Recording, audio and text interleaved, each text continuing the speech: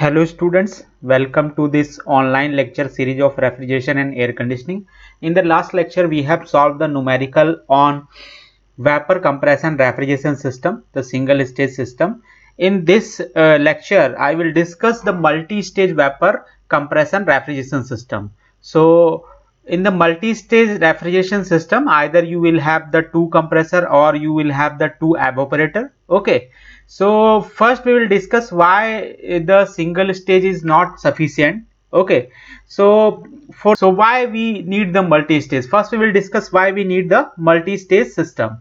So as you know, the single stage system is only good when your evaporator temperature is up to minus 30 degrees centigrade.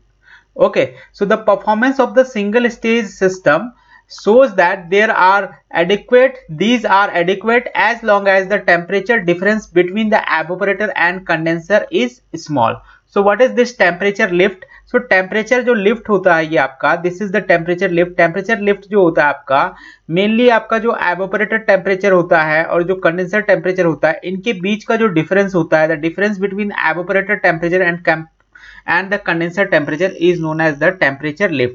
So the single stage system is good only when the temperature lift is small. Okay, so the temperature lift becomes larger either due to the requirement of very low evaporator temperature and or due to the requirement of very high condensing temperature. So sometimes क्या होता है आपके पास कि आपके पास जो requirement होती है evaporator temperature की वो काफी कम होती है. That means sometimes you required minus 60 degree centigrade, sometimes you required minus 120 degree centigrade.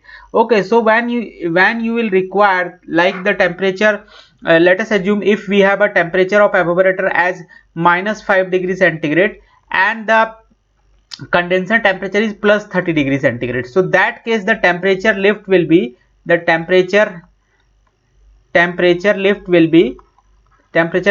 what, how much it is, 35 degree centigrade. Okay, but if your evaporator temperature is minus 60 degree centigrade and the condenser temperature is 60 degree centigrade, in that case the temperature lift will be 120 degree centigrade. So the temperature lift, when the temperature lift becomes higher or it is larger, in that case the single stage system performance of the single stage system reduces. ठीक है, तो वो हम अभी आगे discuss करेंगे कि क्यों परफॉर्मेंस हमारे रिड्यूस करती है. ठीक है, तो कहीं कहीं पे हमें रिक्वायरमेंट होती है, जैसे हम अगर बात करें कहां पे रिक्वायरमेंट होती है हमें एवोपरेटर, लो एवोपरेटर टेम्परेचर की, तो अगर मैं यहाँ पे बात करूं frozen food industry, the frozen food industry require the evaporator temperature as low as the 40 degree centigrade. The food processing industry require the temperature of minus 40 degree centigrade sometimes. Okay, so frozen food industry required minus 40 degree centigrade, while the chemical industry, as you can see, the chemical industry required the temperature of minus 150 degree centigrade for the liquefaction of gases.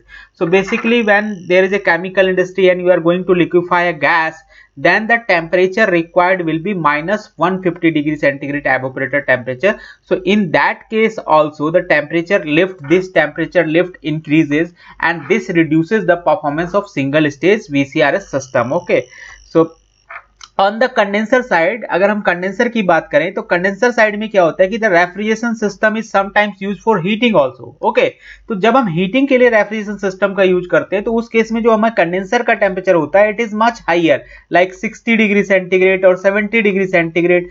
So in that case also the temperature lift is higher. Okay, so in that case also the temperature lift is higher and the performance of our single stage system reduces. So how it reduces, let us see कि कैसे हमारा जो system है उसकी performance reduce होती है. Basically जो COP होती है हमारे सिंगल स्टेज VCRS सिस्टम की, जब हम एवोपरेटर टेम्परेचर कम करते हैं, ठीक है, तो जो COP होती है हमारे सिंगल स्टेज सिस्टम की वो हमारी रिड्यूस होती रहती है. जैसे जैसे हम टेम्परेचर कम करेंगे जो हमारे सिंगल स्टेज सिस्टम होगी उसकी COP रिड्यूस होती है. और जब बहुत ही कम एवोपरेटर टेम्परेचर हो तो जो COP होती है that becomes very very low and that is not practical. Okay, so as the temperature lift increases, as you can see, as the temperature lift increases the single stage system become inefficient and impractical. So how it become inefficient and impractical?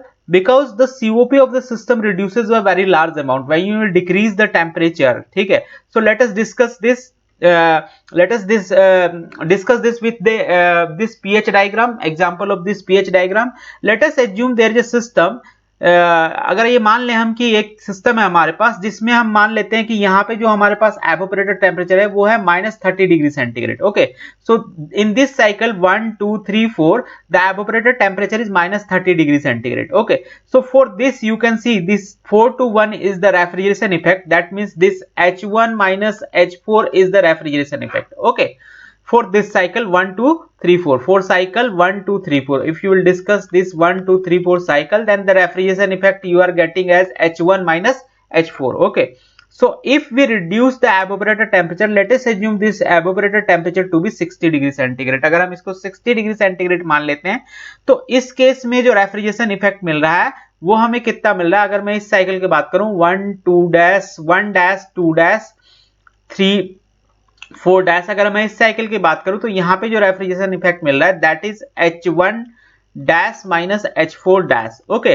Similarly अगर मैं यहाँ पे एक तीसरी cycle की बात करूं जिसमें हमारा एवोपरेटर टेम्परेचर हमने रखा हुआ है 120 degree centigrade. Let us assume this to be -120 degree centigrade.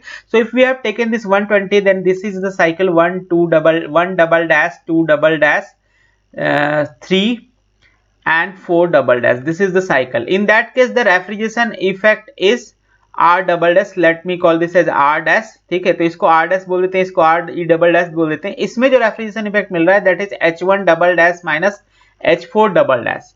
So as you can see the refrigeration effect, that means this H1 minus H4 की जो वैल्यू है वो किससे बड़ी है, H1 dash minus H4 dash से बड़ी है. और जो ये है ये किससे बड़ा है, हमारा H1 double dash minus H4 double dash से बड़ा है. So as you can see as we are decreasing the temperature, as we are decreasing this evaporator temperature, the refrigeration effect is decreasing. Okay, so refrigeration effect क्या हो रहा है, हमारा decrease हो रहा है जैसे जैसे हम एवोपरेटर का टेम्परेचर क्या कर रहे हैं, डिक्रीज कर रहे हैं. Similarly if you will see this diagram, तो ये जो है हमारा इनिशियली जो है, देखिए पहली साइकिल जो 1 2 3 4 साइकिल है इसके लिए जो वर्क इनपुट की अगर मैं बात करूं तो वर्क इनपुट इसके लिए क्या है, this is H2 minus H1, this value is H2 minus H1. सो यहां पे अगर मैं बात करूं तो ये H2 माइनस H1 है इस 1 2 3 4 साइकिल के लिए वर्क इनपुट. ठीक है, अगर मैं इस दूसरे साइकिल की बात करूं 1 डैश 2 डैश 3 4 डैश की बात करूं तो इसके लिए जो वर्क इनपुट है, you can see this difference of enthalpy between 1 dash and 2 dash, and this is nothing but H2 dash minus H1 dash. Okay, so this is H2 dash minus H1 dash. So for this it is H2 dash minus H1 dash. Okay, for 1 2 3 4 1 2 dash 3 and 4 dash cycle. Okay, and similarly if you will see the work input for this cycle, that means 1 double dash 2 double dash 3 and 4 double dash, for this cycle the work input is this amount. As you can see this is the amount of work input for this cycle, this whole distance. So this is H2 double dash minus H1 double dash. Okay, so आप देख सकते हो कि इसके लिए जो ये है work input that is H2 double dash minus H1 double dash. ठीक है, तो आप देख सकते हो कि जैसे जैसे हम एवोपरेटर का टेम्परेचर हम क्या कर रहे हैं, डिक्रीज कर रहे हैं, जो वर्क हमारा है वो क्या होता जा रहा है, इंक्रीज हो रहा है. That means our refrigeration effect is decreasing as well as our work input is increasing. ठीक है, what if we are decreasing the evaporator temperature. So finally what will be the COP? The COP is nothing but refrigeration effect upon work input.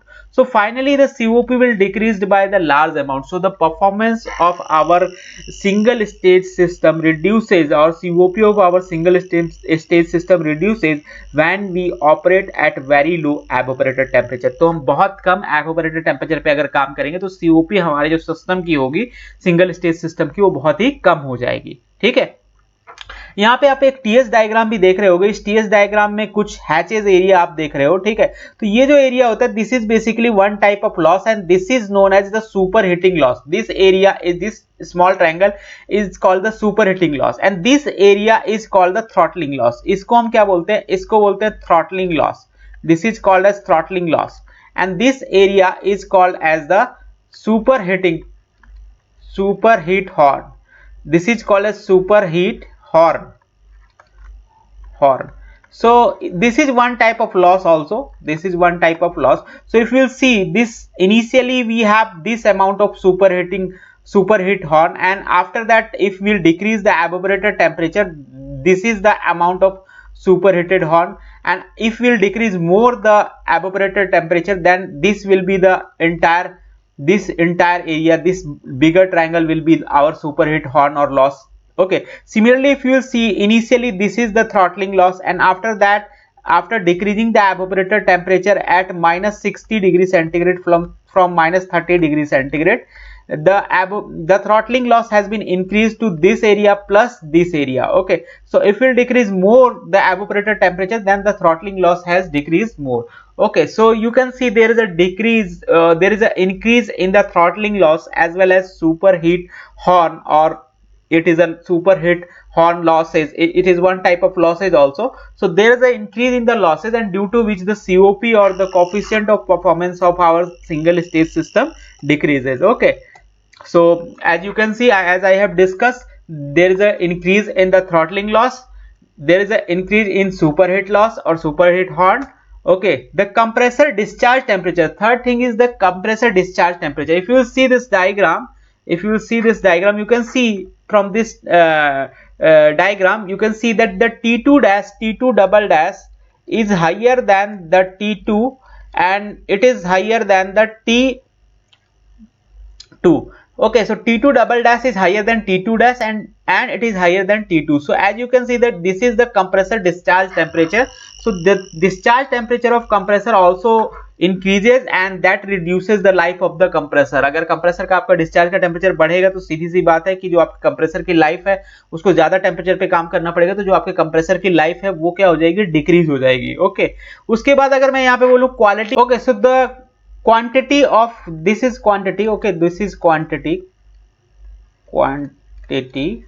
quantity of vapor at the inlet of evaporator also increases. अगर मैं यहाँ पे बात करता हूँ कि evaporator के inlet पे, तो आप यहाँ पे देख सकते हो पीछे डायग्राम में कि जो ड्राइनेस फ्रैक्शन है, अगर मैं यहाँ पे ड्राइनेस फ्रैक्शन की को बोलूँ x4, और यहाँ पे ड्राइनेस फ्रैक्शन को बोलूँ x4 डैश, और यहाँ पे ड्राइनेस फ्रैक्शन को बोलूँ x4 डबल डैश, तो जो x4 डबल डैश की वैल्यू है, x4 की वैल्यू है, ये किससे कम है, हमारी x4 डैश से कम है, और x4 डबल डैश से कम कौन सी वैल्यू है, हमारी x4 डैश की है. So as you can see, the liquid amount at the inlet of evaporator is also decreasing. This value, the dryness fraction at the inlet of evaporator is increasing. Okay, so जो हमारा refrigeration मिलता है, अगर हमारा dryness fraction बढ़ जाता है तो यहाँ पे जो लिक्विड का अमाउंट होगा वो क्या हो जाएगा, कम हो जाएगा, वेपर का अमाउंट ज्यादा हो जाता है. ठीक है, तो आपके पास लिक्विड का अमाउंट कम हो गया, इसका मतलब जो आपको रेफ्रिजरेशन इफेक्ट मिल रहा है, ठीक है, वो किससे मिल रहा है, लिक्विड के एवोपरेशन से मिल रहा है. ठीक है, तो अगर लिक्विड आपके पास कम है तो एवोपरेशन भी कम होगा उस रेशियो में, और उसके बाद जो आपका रेफ्रिजरेशन इफेक्ट होगा, that refrigeration effect will be reduce.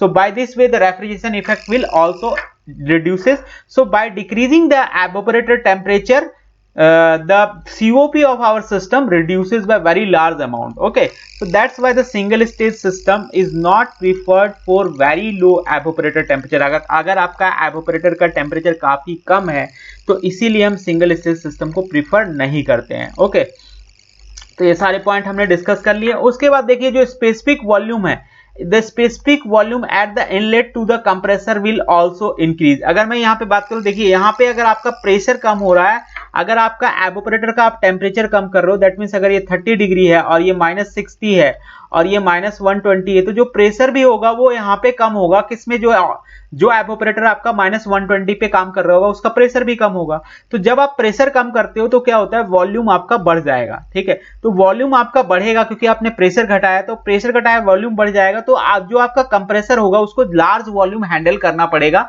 या जो आपका कंप्रेसर होगा उसके इनलेट पे जो स्पेसिफिक वॉल्यूम है वो बढ़ जाएगा. That's why the work input will also increase. तो अगर आपको उसको ज्यादा वॉल्यूम हैंडल करना पड़ेगा तो वर्क इनपुट आपका इंक्रीज हो जाएगा. ठीक है, so this will, the specific volume at the inlet of compressor will increase, which finally leads to the increase in the work input to the compressor. Okay, so these are the problems that we have with the single stage system when we operate at very low evaporator temperature. Okay, so now we will discuss for the fluorocarbon and ammonia की अगर मैं बात करूं यहाँ पे, for the fluorocarbon and ammonia, अगर आपके पास कोई ऐसा सिस्टम है जिसमें fluorocarbon refrigerant that means R12 R22 ये यूज हो रहा है, ठीक है, तो उस पे बेस्ड जो रेफ्रिजरेशन सिस्टम है उसमें जो सिंगल स्टेज सिस्टम है वो हम एवोपरेटर टेम्परेचर ऑफ -30 तक यूज कर सकते हैं। -30 तक यूज करने में कोई भी प्रॉब्लम नहीं होती है, ठीक है। जो COP रहती है वो एक डिजायरेबल अमाउंट में रहती है, तो इसलिए -30 तक हम लोग यूज कर सकते हैं, ठीक है। सिमिलरली अगर आपके पास 2 स्टेज सिस्टम है तो 2 stage system can be use up to -60 degree centigrade, ठीक है। अगर आपको -60 टेम्परेचर चाहिए तो आपको 2 स्टेज सिस्टम डिजाइन करना पड़ेगा, ठीक है। वो हम आगे बताएंगे आपको कि कैसे 2 स्टेज सिस्टम होगा, ठीक है। इसी तरीके से अगर आपको -60 से नीचे ऑपरेट करना है, that means the 3 stage system is used for temperature below -60 degree centigrade. If you have to operate below -60 degree centigrade then you have to design a 3 stage system, okay. तो 3 स्टेज सिस्टम आपको design करना पड़ेगा उस case में। अगर आपको -120 चाहिए तो आपको 3 स्टेज सिस्टम चाहिए होगा, ठीक है। तो -30 तक तो कोई भी प्रॉब्लम नहीं है सिंगल स्टेज सिस्टम में, but when you operate below -30 degree centigrade up to -60, you from -30 to -60 you have to use 2 stage system, and from -60 to below -60 you have to use the 3 stage system, okay. So multi stage system are used in application requiring the refrigeration at different temperature also, ठीक है। तो अगर मैं यहाँ पे बात करूं, देखिए मल्टी स्टेज सिस्टम कई बार हमें जरूरत पड़ती है ऐसी जगहों पे, जैसे मैं यहाँ पे बात करता हूँ अगर डेयरी प्लांट की, तो डेयरी प्लांट में आपको क्या जरूरत पड़ती है कि जो हमारे पास आइसक्रीम बनती है, for making the ice cream you will need the -30 degree centigrade, and for the chilling milk, that means for chilling the milk you will require 2 degree centigrade. So for this also you will require a multi-stage system which will contain the 2 evaporator. One evaporator will operate at -30 degree centigrade and other evaporator will operate at 2 degree centigrade. एक जो आपका evaporator है वो -30 पे काम करेगा, दूसरा आपका evaporator 2 degree centigrade पे काम करेगा, ठीक है।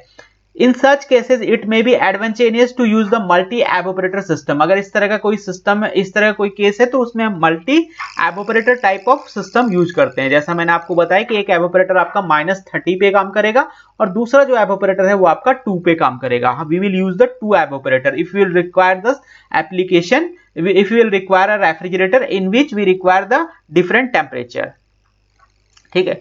तो मल्टी स्टेज सिस्टम विथ क्या होता है, देखिए multi stage system is a refrigeration system in which there are 2 और मोर प्रेशर साइड्स, ठीक है। आपके पास 2 या 2 से ज्यादा प्रेशर साइड्स हो सकते हैं मल्टी स्टेज सिस्टम में, ठीक है। तो मल्टी स्टेज सिस्टम को बेसिकली हमने 3 तरह के सिस्टम्स में क्वालिफाई किया है, ठीक है, क्लासिफाई किया है। The multi stage system can be classified into 3 types, ठीक है। The first one is multi compression system. जो आपका मल्टी कंप्रेशन सिस्टम होगा इसमें आपके पास more than 1 compressor, we will use the more than 1 compressor, ठीक है।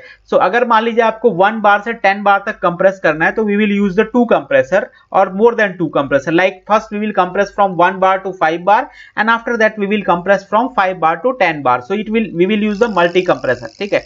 मल्टी एवोपरेटर सिस्टम जैसा मैंने आपको अभी बताया, ठीक है। कोई भी आपका मिल्क प्लांट है, ठीक है, तो मिल्क प्लांट में आपको आइसक्रीम बनाने के लिए you will require -30 and for chilling milk you will require 2 degree centigrade. So you will operate with 2 evaporators in that case, ठीक है। So it will be a multi evaporator system, okay. And third one is the cascade system. तो cascade system को भी हम लोग discuss करेंगे, लेकिन अभी हम डिस्कस नहीं करते हैं कैस्केड सिस्टम। कैस्केड सिस्टम में बेसिकली हम लोग जो सिंगल स्टेज सिस्टम होते हैं उसको हम कपल्ड कर देते हैं, ठीक है।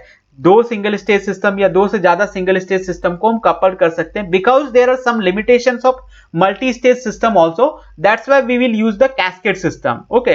सो multi stage system have some limitation, multi compression system as well as multi evaporator system will have the some limitation. इनकी कुछ लिमिटेशंस है, तो उन लिमिटेशंस की वजह से हम लोगों ने कैस्केड सिस्टम डेवलप किया है। We will discuss that limitations later, ठीक है, in the cascade system.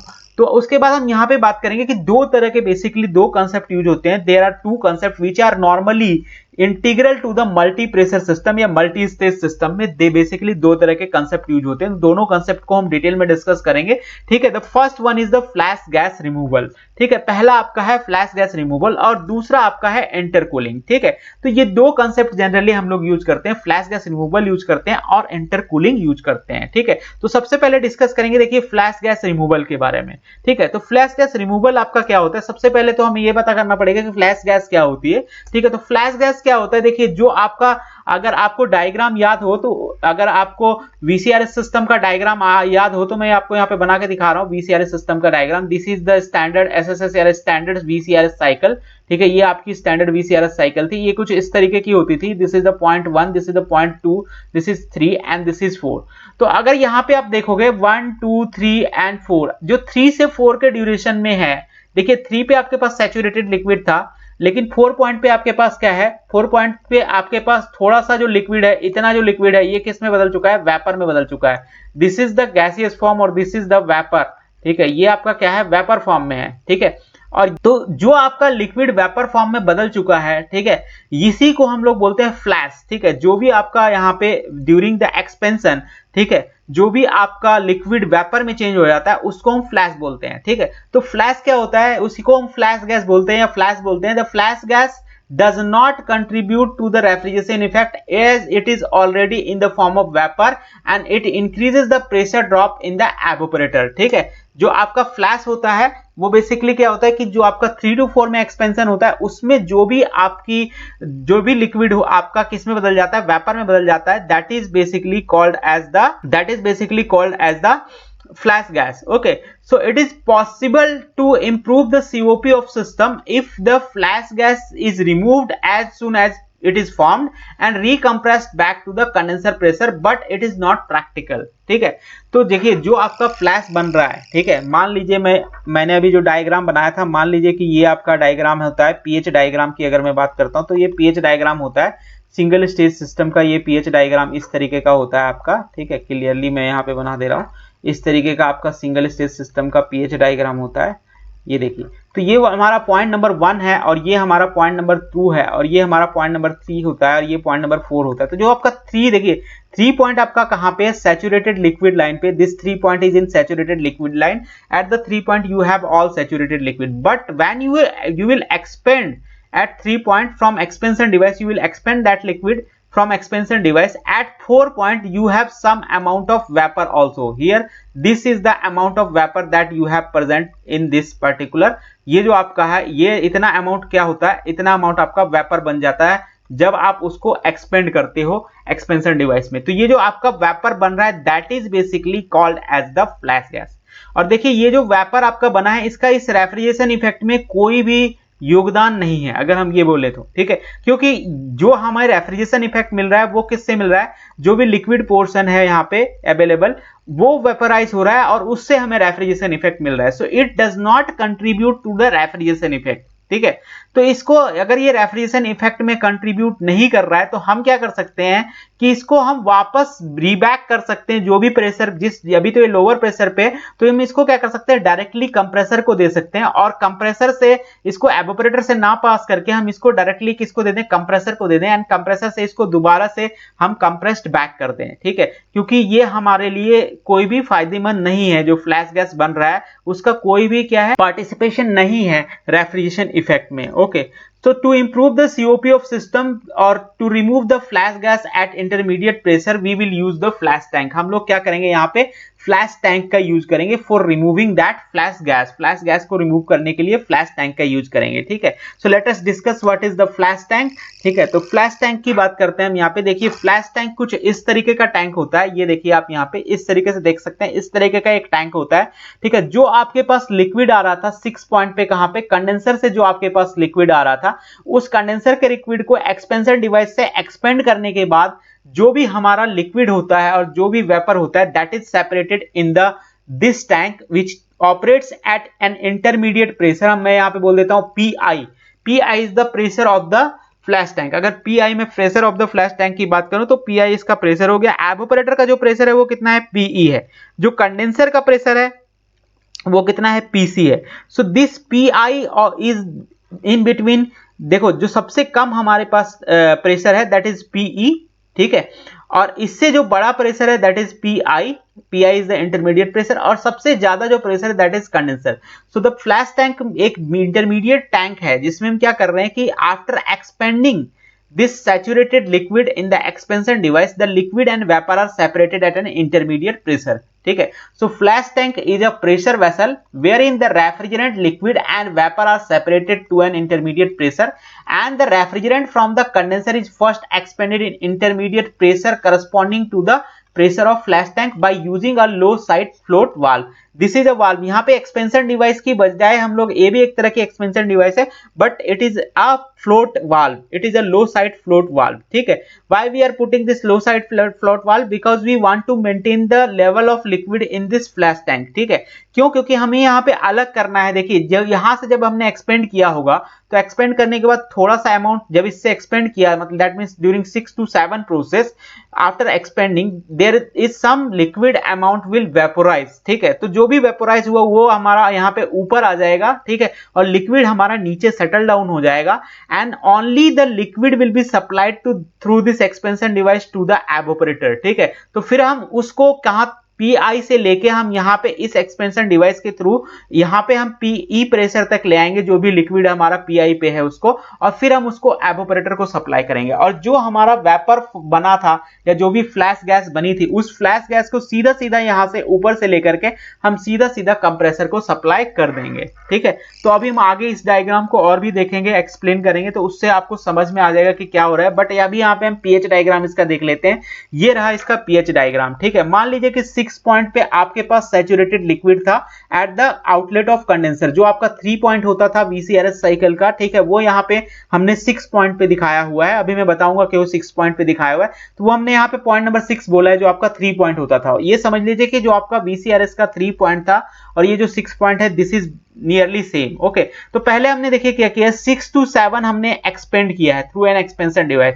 So we have decrease the pressure of the saturated liquid. ये जो सैचुरेटेड लिक्विड था, इसका प्रेशर हमने डिक्रीज किया है कहां तक? 7 पॉइंट तक. अगर मैं बोलूं इस पॉइंट पे प्रेशर कितना है, तो देख लीजिए प्रेशर कितना है इस पॉइंट पे, पीआई है. दैट मींस पीआई मतलब जो फ्लैश टैंक का प्रेशर है वहां तक हमने एक्सपेंड किया है. किस प्रेशर से? कंडेंसर प्रेशर से. ठीक है, अब यहाँ पे क्या हो रहा है, देखिए यहाँ पे जो लिक्विड है उसको हमने किसको सेंड कर दिया? लिक्विड को तो हमने एक्सपेंशन डिवाइस के थ्रू एवोपरेटर को सेंड कर दिया है. ठीक है, तो लिक्विड को हमने क्या कर दिया? लिक्विड को इधर भेज दिया. यहाँ पे सैचुरेटेड लिक्विड इस पॉइंट पे कलेक्ट कर लिया, इस पॉइंट पे 8 पॉइंट पे सैचुरेटेड लिक्विड हमने कलेक्ट कर लिया, और जो हमारे पास वेपर बना था उसको हमने 3 पॉइंट की तरफ भेज दिया.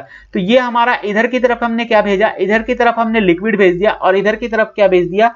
वेपर भेज दिया. ठीक है, तो जो भी हमारे पास वेपर था उस वेपर को हमने इस 3 पॉइंट पे भेज दिया, जहां से हमारा एक कंप्रेसर कनेक्टेड है. So we are compressing back the flash gas. Flash gas has been sent to the point 3. Flash gas को 3 पॉइंट पे सेंड कर दिया.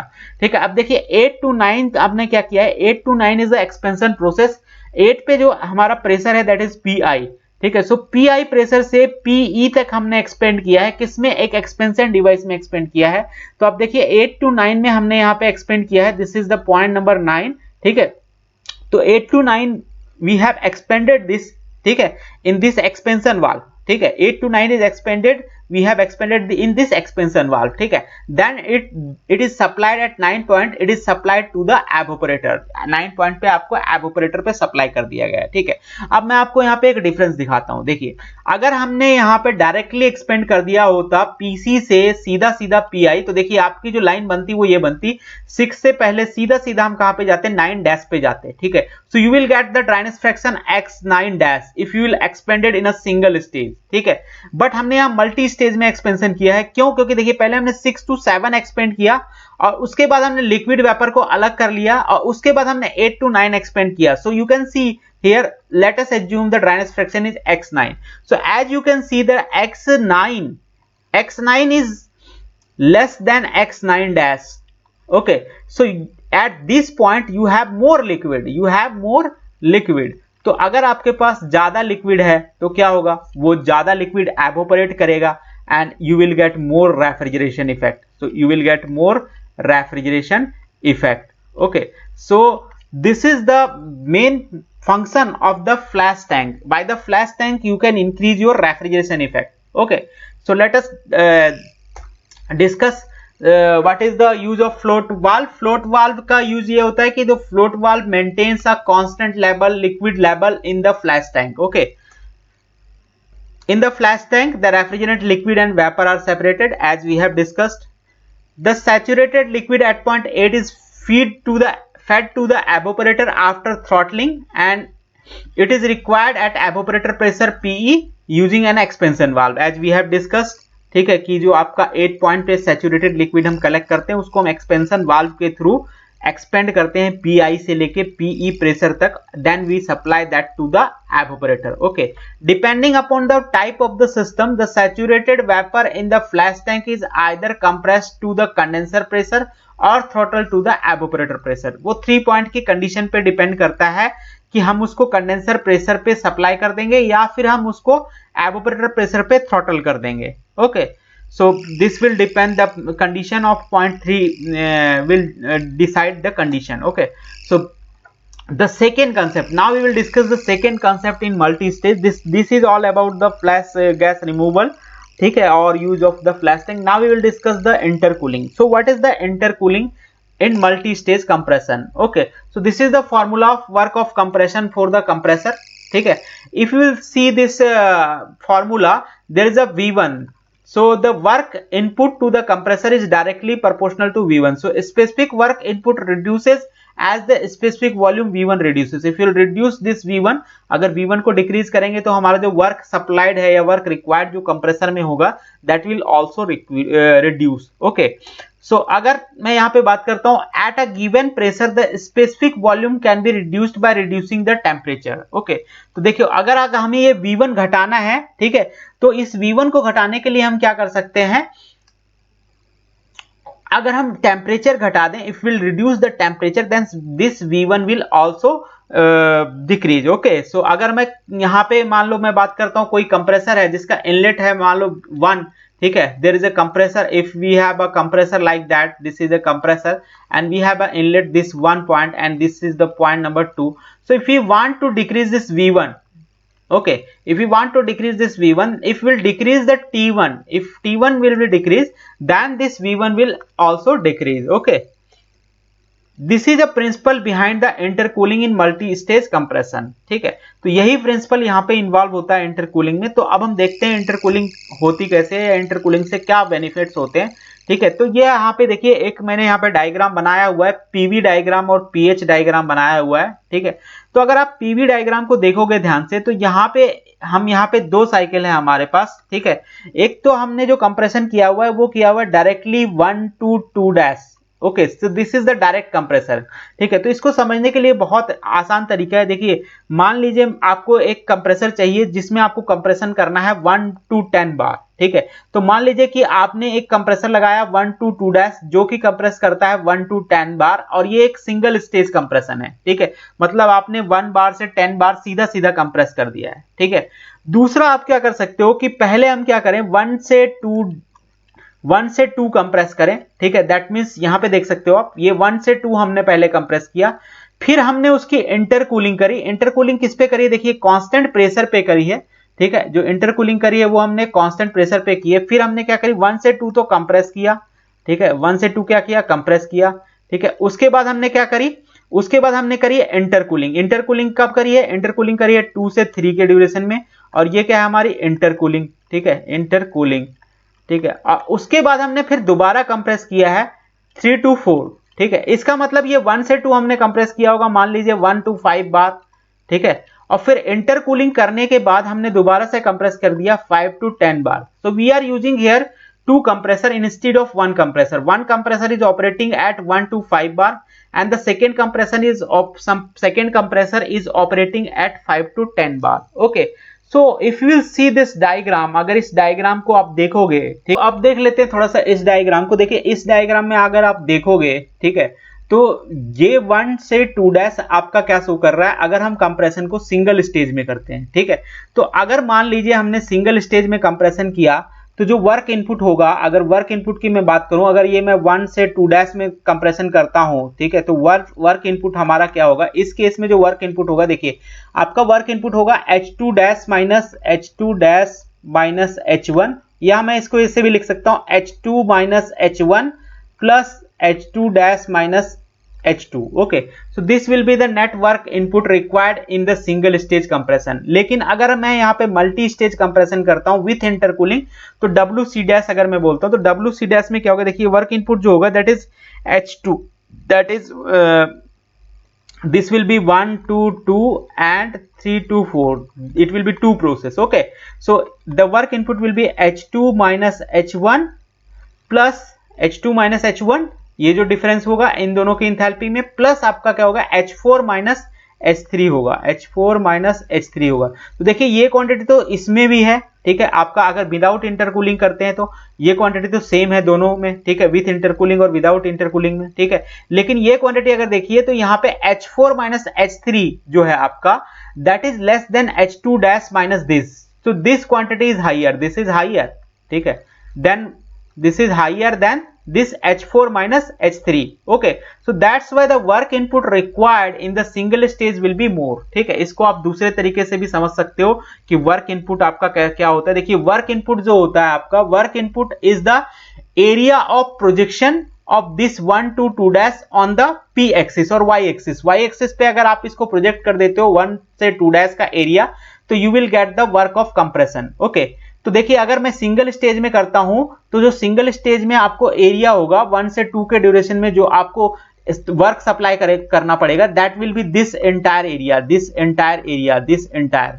All entire area between 1 to 2 dash projected on the Y axis. So this will be entire area that you have to supply, ठीक है।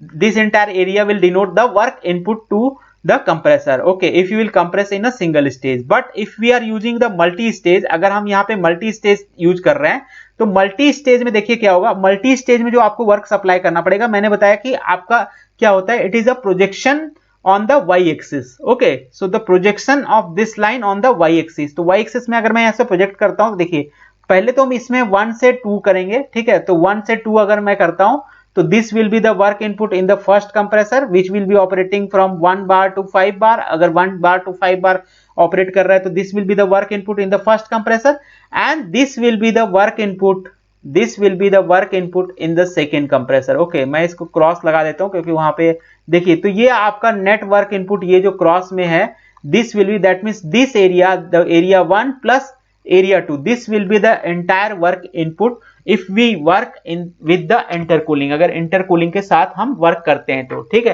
तो आप देख सकते हो जो आपका सेव हो रहा है वो कौन सा एरिया है, this area you are saving if you will do the intercooling. तो इंटरकूलिंग करेंगे तो ये एरिया हमारा सेव हो जा रहा है, that's why the work input will be lesser in case of intercooling. Okay, तो देख लेते हैं इंटरकूलिंग हम करते कैसे हैं। तो इंटरकूलिंग हम दो तरीके से कर सकते हैं, ठीक है। एक हम कर सकते हैं वाटर कूल्ड हीट एक्सचेंजर से कर सकते हैं, that is a small heat exchanger that is use for intercooling.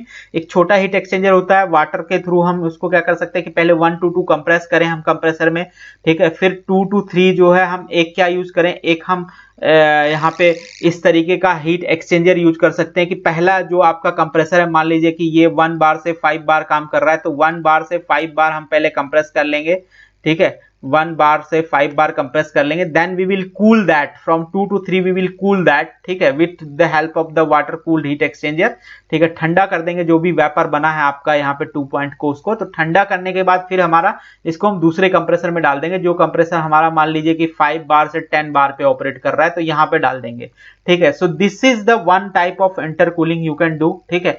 दूसरा आप इंटरकूलिंग फ्लैश टैंक में भी कर सकते हो। देखिए फ्लैश टैंक में हम लोग कैसे कर सकते हैं, इस तरीके से आप फ्लैश टैंक में भी कर सकते हो। जो आपका लो स्टेज कंप्रेसर होगा, मान लीजिए यहाँ पे आपका लो स्टेज कंप्रेसर लगा हुआ है, तो लो स्टेज कंप्रेसर से जो आपका यहाँ पे वेपर आ रहा है, ठीक है, इस वेपर को आप इस लिक्विड में बबल करा सकते हो। क्यों? देखिए इस जो लिक्विड हमारा यहाँ पे एक्सपेंड आपने किया है, इसका टेम्परेचर अभी क्या है, काफी कम है, क्योंकि आपने एक्सपेंड किया है इसको, तो एक्सपेंड करने के बाद इसका टेम्परेचर काफी कम होता है इस लिक्विड का, ठीक है। तो जो 2 पॉइंट पे आपको वेपर मिल रहा है, इसको अगर मैं इस लिक्विड में बबल करा देता हूं, तो then this vapour, the vapour that is coming out from 2 will be intercooled. Okay, so and after intercooling you may this vapor will appear here, ये सारे वेपर यहाँ पे आ जाएंगे और यहाँ से आप इसको जो सेकेंडरी स्टेज का कंप्रेसर है वहां पे आप सेंड कर सकते हो। तो यहाँ पे आपका ये 1 बार हो गया मान लीजिए, तो 1 बार से 5 बार आपने यहाँ पे कंप्रेस कर दिया। उसके बाद आपने इसकी इंटरकूलिंग कर दी, कहां पे, फ्लैश टैंक में कर दी। This is the intercooling we are doing in the flash tank. Okay, so flash tank में इंटरकूलिंग करने के बाद जो नेक्स्ट स्टेज कंप्रेसर है, दैट मींस 3 to 4 जो नेक्स्ट स्टेज कंप्रेसर है उसको हमने सप्लाई कर दिया। So intercooling you can do by this way. Okay, these two are the method of intercooling. With water intercooling, the refrigerant at the inlet of high stage compressor may not be saturated। ठीक है, अगर आप water intercooling की बात करोगे, ठीक है, तो ऐसा कोई जरूरी नहीं है कि जो आपका इनलेट ऑफ हाई स्टेज, देखिए यहाँ पे 2 स्टेज कंप्रेसर है। अगर मैं इसको बोलूं तो ये आपका लो स्टेज कंप्रेसर है क्योंकि 1 बार से 5 बार पे काम कर रहा है। ये आपका 5 बार से 10 बार पे काम कर रहा है, मान लीजिए ये आपका 5 बार से 10 बार पे काम कर रहा है, तो ये आपका हाई स्टेज कंप्रेसर कहलाता है। तो ऐसा कोई जरूरी नहीं है कि आपका जो पॉइंट मिले या आपका जो ये वाला पॉइंट हो, 3 पॉइंट हो, ये हमेशा ऐसा कोई जरूरी नहीं है कि वो सैचुरेटेड स्टेट में भी हो, सैचुरेटेड स्टेट में ही हो। ठीक है, आपका कोई दूसरी स्टेट भी हो सकती है, सुपरहीटेड स्टेट भी हो सकती है। With water cooling the refrigerant eight the inlet of high stage compressor may not be saturated. ऐसा कोई जरूरी नहीं है कि 3 पॉइंट आपका जो सैचुरेटेड ही हो। ठीक है, उसके बाद intercooling not only reduces the work input, ये बस आपका वर्क आउटपुट ही या सॉरी वर्क इनपुट ही नहीं रिड्यूस करता है कंप्रेसर का, but it also reduces the compressor discharge temperature. तो कंप्रेसर डिस्चार्ज का जो टेम्परेचर है वो भी आपका कम हो जाता है। क्यों कम हो जाता है? क्योंकि आपने यहाँ पे 1 से 2 कंप्रेस किया, फिर इसका टेम्परेचर आपने घटा दिया, तो जो 3 पॉइंट पे टेम्परेचर है वो कम है। ठीक है, प्रेशर तो 5 बार है बट टेम्परेचर क्या है, कम ही है। तो टेम्परेचर कम है हमारे पास यहाँ पे, ठीक है, इसका, तो इसीलिए यहाँ पे जो आउटलेट पे टेम्परेचर मिलेगा that will be also lower. ठीक है, तो टेम्परेचर हमारा काफी कम मिलता है, which will lead to the better lubrication and longer compressor life। okay, उसके बाद intercooling using the liquid refrigerant from the condenser in the flash tank may or may not reduce the power input to the system as it depends upon the nature of the refrigerant। देखिए, जब आप intercooling करेंगे water cool heat exchanger से तो हमेशा आपका work जो input होता है वो रिड्यूस होता है। ठीक है, लेकिन अगर आप इंटरकूलिंग फ्लैश टैंक में करते हैं, तो जब हम यहाँ पे इंटरकूलिंग फ्लैश टैंक में करते हैं तो ऐसा हो सकता है कि ये जो हमारा वेपर हो, इसकी वजह से, ये जो वेपर आपने बबल किया है इसकी वजह से जो फ्लैश टैंक में लिक्विड था इसका भी कुछ पोर्शन एवोपरेट्स हो जाए। ठीक है, तो अगर ये पोर्शन आपका एवोपरेट होता है, ठीक है, तो इस वजह से जो आपका वर्क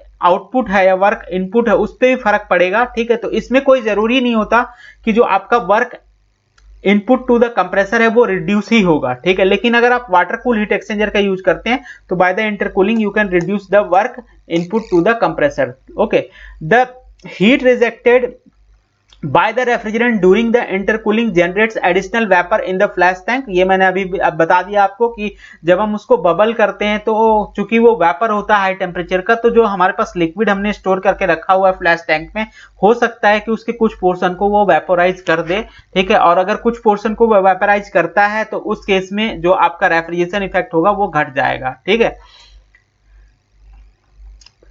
तो अगर यहाँ पे मान लीजिए कि अगर आपको मान लीजिए कि यहाँ पे इस जो लिक्विड है इसके कुछ पोर्शन को ये वेपोराइज करेगा, तो उस केस में जो आपका मास यहाँ से आ रहा है, अगर मैं बोलूं यहाँ से मास M2 आ रहा है और यहाँ पे जो मास जा रहा है वो M3 जा रहा है, तो M2 इजिकल टू M3 नहीं होगा। क्यों नहीं होगा? क्योंकि यहाँ पे इसने कुछ लिक्विड का पोर्शन वेपोराइज कर दिया है, तो M3 की जो वैल्यू होगी वो हाइयर होगी किससे, M2 से, इस केस में। ठीक है, सो दिस इज ये यहीं पे यही लिखा हुआ है यहाँ पे। ठीक है, कि the mass flow rate of refrigerant through the high stage compressor will be more than that of the low stage compressor। okay, for ammonia the power input usually decreases by liquid intercooling। अगर आपका refrigerant ammonia है, ठीक है, and we are doing the liquid intercooling, that means if we are doing the intercooling in the heat exchanger, liquid heat exchanger, in that case the power input will reduced। okay, the refrigerant such as R12 R22 the power input marginally increases। ठीक है, अगर मैं R12 R22 को बात करूं तो इनमें power input increase हो जाता है।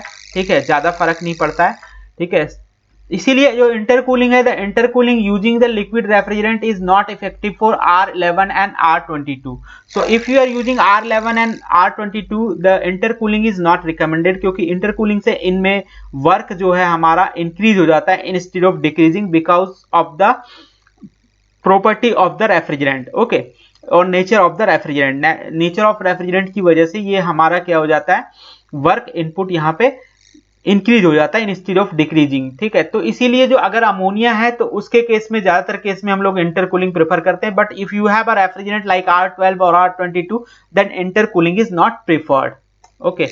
Using both water cooling and flash tank the amount of refrigerant vapor handled by the high stage compressor reduces leading to the lower power consumption, okay। तो अगर मैं दोनों चीजें यहाँ पे यूज करता हूँ, that means if we are using the water cooling and the flash tank intercooling both, if we are using both intercooling, the water intercooling as well as flash tank intercooling, the amount of refrigerant vapor handled by the high stage compressor will be reduced, ठीक है, and this leads to the lower power consumption. तो अगर आप दोनों चीजें करते हो तो जनरली आपका जो पावर कंजम्पशन है वो आपका रिड्यूस हो जाता है, ठीक है। So this is the all about the intercooling, okay. So now we will discuss a multi-stage system in which we will do the flash gas removal as well as intercooling also, ठीक है। तो यहाँ पे multi stage system discuss करने वाले हैं जिसमें हम फ्लैश गैस रिमूवल भी करेंगे और इंटरकूलिंग भी करेंगे साथ में। तो देख लेते हैं इसका डायग्राम। देखिए ये this is the diagram of a 2 stage compression और it is a 2 stage compression system, okay, in which we are performing the water intercooling as well as flash intercooling, ठीक है, फ्लैश टैंक इंटरकूलिंग ऑल्सो, ठीक है। तो इसमें अगर आप ध्यान से देखोगे, मैं यहां से आपको एक्सप्लेन कर देता हूं। देखिए जो एवोपरेटर से आपका यहाँ पे वेपर आ रहा है, ये आपका पहले लो स्टेज कंप्रेसर में जा रहा है, ठीक है। मान लीजिए कि इस पूरे सिस्टम में जो कंप्रेशन होगा वो 1 से 10 बार का हमें चाहिए, तो हम इसको 2 स्टेज में कर रहे हैं। पहले हम 1 to 5 बार कर रहे हैं, फिर हम 5 बार टू 10 बार कर रहे हैं, ठीक है। तो देखिए जो यहाँ पे हमारे पास लिक्विड होगा ये 1 बार पे मान लीजिए होगा, ठीक है।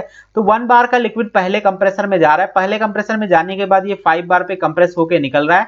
उसके बाद हम इसको क्या कर रहे हैं, वाटर इंटरकूल कर रहे हैं थ्रू द वाटर इंटरकूलर। तो वाटर इंटरकूलर के थ्रू जब हम इंटरकूलिंग करेंगे तो जो हम 2 से 3 कर रहे हैं that is the intercooling, we are doing intercooling. So temperature between 2 to 3 will be decrease and the pressure will remain constant, ठीक है। इसके बाद देखिए जो 3 से 4 की अगर मैं बात करूं, यहाँ पे 3 से एंटर करेगा और 3 के बाद ये लिक्विड का टेम्परेचर चूंकि काफी कम है, तो जब आप बबल करोगे इस वेपर को जो कि यहां से निकल के आ रहा है, ठीक है, इस टैंक में, तो इसका टेम्परेचर घटेगा। दैट मींस जो 3 to 4 होगा वो यहाँ पे होगा, फ्लैश टैंक में इंटरकूलिंग होगी। और 4 पॉइंट से आपका ये किस पे इंटर करेगा, जो हाई स्टेज कंप्रेसर होगा जो आपका 5 बार टू 10 बार पे काम कर रहा होगा उस पे ये इंटर करेगा, ठीक है। और उसके बाद फिर हम उसको कंप्रेस करने के बाद कंडेंसर में डाल देंगे और बाकी सारी प्रोसेस सेम रहती है। जैसे मैंने बताया 6 to 7 में एक फ्लोट वाल्व लगा होता है जिसके थ्रू हम एक्सपेंड करते हैं और यहाँ पे लिक्विड और वेपर को सेपरेट करते हैं, ठीक है। और फिर इसके बाद जो लिक्विड होता है सैचुरेटेड लिक्विड, उसको हम सप्लाई कर देते हैं through an expansion device, we supply that saturated liquid to the evaporator, ठीक है। तो अगर मैं ये बोलता हूँ कि इसका पीएच डायग्राम बनाओ तो बहुत ही आसान है इसका पीएच डायग्राम बनाना, ठीक है। तो देखिए पीएच डायग्राम के लिए सबसे पहले आपको ये पता होना चाहिए कि कौन सा सिस्टम किस प्रेशर पे काम कर रहा है, कौन सा कंपोनेंट किस प्रेशर पे काम कर रहा है। तो ये आपका पीई प्रेशर पे काम कर रहा है, ठीक है। और यहाँ का जो टैंक का प्रेशर है दैट इज पीआई, ठीक है। तो ये वाला जो आपका कंप्रेसर है, ये कंप्रेसर अगर आप देखोगे तो ये कंप्रेसर आपका पीई से लेकर के कहां तक काम कर रहा है, ये जो इनलेट है इसका ये पीई है कंप्रेसर का, और जो आउटलेट है इसका दैट इज पीआई, ठीक है। इसी तरीके से अगर इस कंप्रेसर की मैं बात करूं तो इस कंप्रेसर का जो इनलेट है दैट इज एट पीआई, ठीक है, इंटरमीडिएट प्रेशर, और जो हाईएस्ट प्रेशर है इसका, जो आउटलेट का प्रेशर है इस कंप्रेसर का that is PC, and condenser is also operating eight PC, ठीक है। तो जो पहला वाला आपका कंप्रेसर है, ये जो कंप्रेसर है ये आपका ऑपरेट कर रहा है पीई से, ये आपका ऑपरेट कर रहा है पीई से पीआई के बीच, और ये जो कंप्रेसर है ये आपका ऑपरेट कर रहा है पीआई से पीसी के बीच, ओके। तो ये आपको क्लियर होना चाहिए, ठीक है। अब मैं इसका पीएच डायग्राम आपको दिखा देता हूं। देखिए पीएच डायग्राम, तो पीएच डायग्राम बनाने के लिए सबसे पहले आपको 1 पॉइंट से शुरू करना है, ठीक है। तो 1 पॉइंट से अगर मैं शुरू करूंगा तो 1 पॉइंट पे देखिए आपके पास क्या है, let us assume this to be saturated vapour. तो अगर मैं यहाँ पे सैचुरेटेड वेपर मानता हूं तो ये हमारा 1 पॉइंट हो गया। 1 to 2 is an isentropic compression, so first we will draw the isentropic compression line between 1 to 2। अब देखिए 2 के बाद आपका क्या हो रहा है, 2 to 3, ये रहा 2 आपका, ठीक है, और ये रहा 3। इसके बीच में क्या लगा है, वाटर इंटरकूलर लगा है। प्रेशर आपका कांस्टेंट रहेगा बट टेम्परेचर आपका घटेगा। तो ये देखिए मैंने यहाँ पे 2 से 3, दिस इज द 2 से 3 which is intercooling performed in this water intercooler. ये आपका वाटर इंटरकूलर में इंटरकूलिंग हो रही है, ठीक है। उसके बाद आपका जो 3 to 4 का प्रोसेस है, ये 3 आपका यहाँ पे आपने 3 से 3 में यहाँ पे डाल दिया, और 4 पे आपका यहाँ पे ये जो वेपर आपने बबल कराया है, ये वेपर यहाँ पे 4 पे आए ठंडे होके, ठीक है। तो जो 3 to 4 का जो इंटरकूलिंग का प्रोसेस है वो भी इंटरकूलिंग हो रही है। तो basically 3 to 4 denotes the intercooling in the flash tank itself, ठीक है। तो फ्लैश टैंक में हम यहाँ पे इंटरकूलिंग कर रहे हैं 3 to 4 में।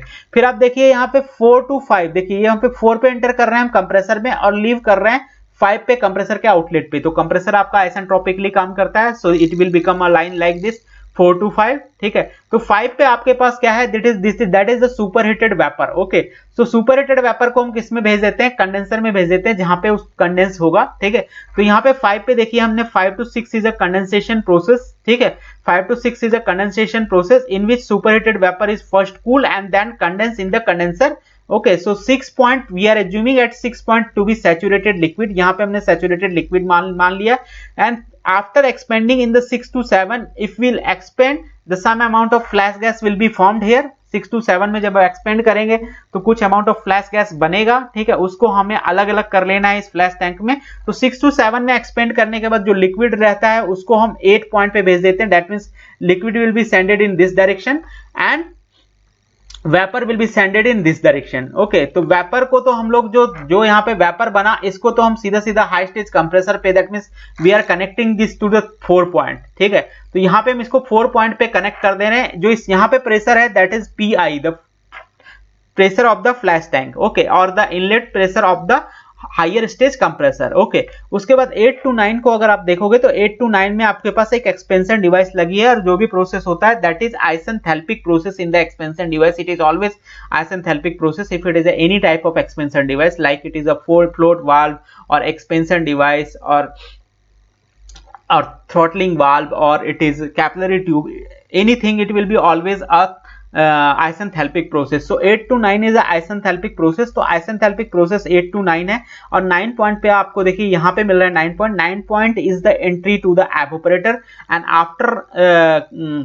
after absorbing heat from the surrounding, ये जो आपका liquid है that becomes the vapor and surrounding will be cooled and the refrigeration effect will be produced in between 9 to 1, ठीक है। तो ये आपका एक मल्टी स्टेज सिस्टम था, ठीक है, मल्टी स्टेज सिस्टम था, या हम ये बोल सकते हैं ये आपका 2 स्टेज सिस्टम था, in which we are doing the intercooling as well as intercooling in water intercooler as well as intercooling in the flash tank also, ठीक है।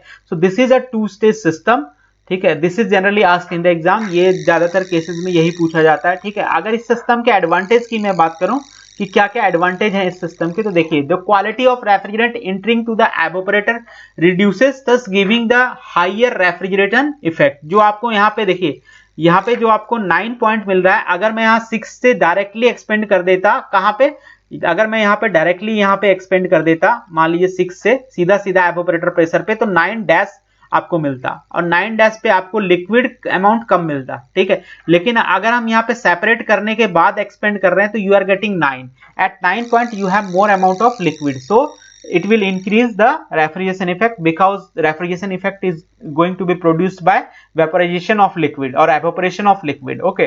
So evaporation of liquid increases, that's why the refrigeration effect increases, because amount of liquid increases, ठीक है। as well it will also reduce the pressure drop and it will increase the better heat transfer in the evaporator, okay. उसके बाद हम लोग यहाँ पे बात करते हैं सेकेंड पॉइंट, जो थ्रॉटलिंग लॉस होता है वो यहाँ पे रिड्यूस हो जाता है as vapour generated during the throttling from PC to PI is separated. क्योंकि हम वहां पे वेपर जो भी जनरेट हो रहा है that is separated, vapour and liquid has been separated in the flash tank, that's why the throttling loss will reduce, so losses will reduce, so that will increase our COP, ठीक है, and which is recompressed by the compressor 2, okay. Volumetric efficiency of compressor will be also high, ठीक है, because the due to the reduce pressure ratio. जो volumetric efficiency होती है, ठीक है, अगर आप प्रेशर रेशियो को रिड्यूस करते हो तो वॉल्यूमेट्रिक इफिशियंसी आपकी बढ़ती है, ठीक है। अगर आप प्रेशर रेशियो बढ़ाते हो तो वॉल्यूमेट्रिक इफिशियंसी आपकी घटती है, ठीक है। तो यहाँ पे आपका जो कंप्रेसर है उसका देखिए, अगर मैं 1 से 10 बार एक पे हम कंप्रेस करते हैं थ्रू अ सिंगल कंप्रेसर, तो इसका जो प्रेशर रेशियो है वो कितना होता है 10/1। It is a 10 bar pressure ratio will be 10। Okay, तो अगर मैं यहाँ पे प्रेशर रेशियो की बात करूं, जब हम मल्टी स्टेज में कंप्रेशन कर रहे हैं तो एक जो है, एक का जो आपका है प्रेशर रेशियो देखिए 5/1 है और दूसरे का है 10/5, ठीक है। तो दूसरे का आपका 10/5 है, तो एक का आपका प्रेशर रेशियो जो है वो है 5 और दूसरे का जो प्रेशर रेशियो है वो है 2।